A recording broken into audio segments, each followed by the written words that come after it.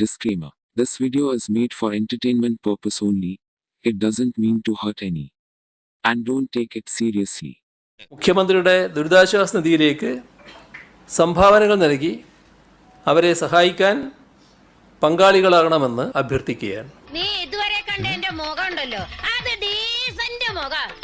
എന്നെ തറയാക്കലടാ മോനെ. കഴിഞ്ഞ ദിവസം നമ്മുടെ കേരളത്തിന്റെ മുഖ്യമന്ത്രി തന്റെ ദുരിതാശ്വാസ നിധിയിലേക്ക് സംഭാവനകൾ ജനങ്ങളോട് അഭ്യർത്ഥിക്കുകയുണ്ടായി.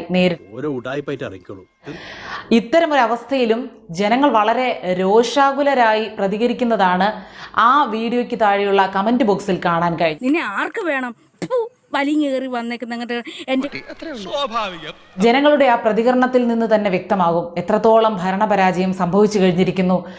വിശ്വസിച്ച് മറ്റുള്ളവരെ സഹായിക്കാൻ, ആവശ്യക്കാർക്ക് കൊടുക്കാൻ ഒരു രൂപ പോലും ഗവൺമെന്റിനെ ഏൽപ്പിക്കാൻ ആളുകൾ ഒരുക്കമല്ല. എല്ലാവരും അതിൽ രേഖപ്പെടുത്തിയിരിക്കുന്നത് ഒരു രൂപ പോലും ആരും അവിടെ കൊടുക്കരുത്, ദുരിതാശ്വാസ നിധിയിലേക്ക് കൊടുക്കരുത്. എന്തെങ്കിലും നിങ്ങൾക്ക് സഹായിക്കാനുണ്ടെങ്കിൽ നേരിട്ട് നിങ്ങൾ സഹായിക്കാവൂ എന്നാണ്. നല്ല ചെലവുള്ള കേസാണിത്.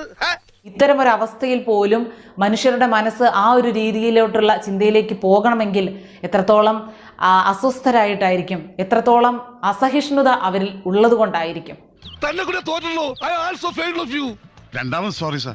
ണ്ട് പക്ഷെ ആ പണമൊക്കെ ഇവരെങ്ങനെ ചെലവഴിച്ചു അതിനെ സംബന്ധിച്ചുള്ള വിവരങ്ങളൊക്കെ പിന്നീട് പുറത്തു വന്നു.